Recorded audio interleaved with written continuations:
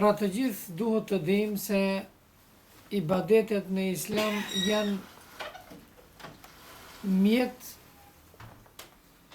për të pastru njeriu vetën e vet, shpirtin e vet, mendjen dhe veprat.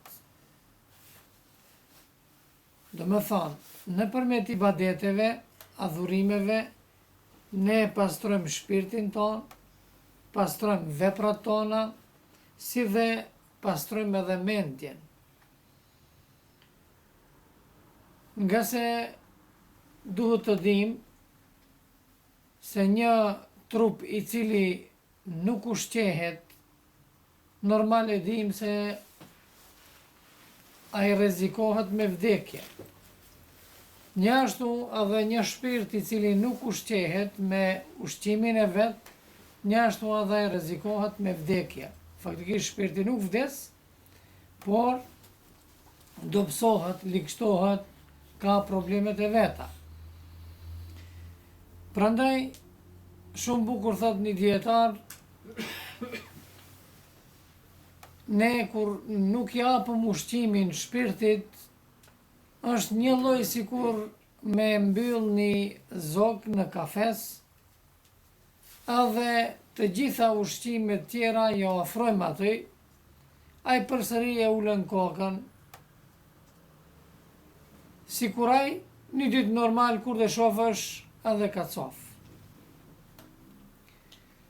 Sikuraj ma atë kokën e ti që e ul, e ti ja ofron të gjitha nevojat materiale, sikuraj do të tregoje, të thot se ti lëshon mua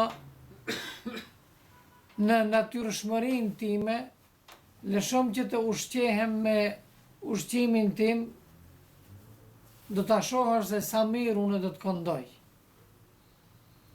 Pra, normal se siç duhet të ushqehet trupi, njashtu duhet të ushqehet edhe shpirti.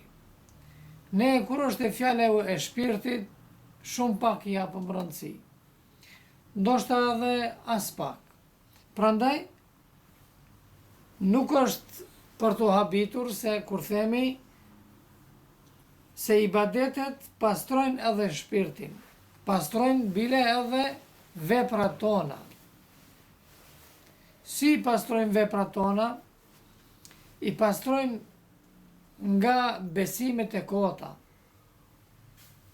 Se njeriu mund të bën ndonjë besim të kot, ndonjë vepër që është e besimit të kot.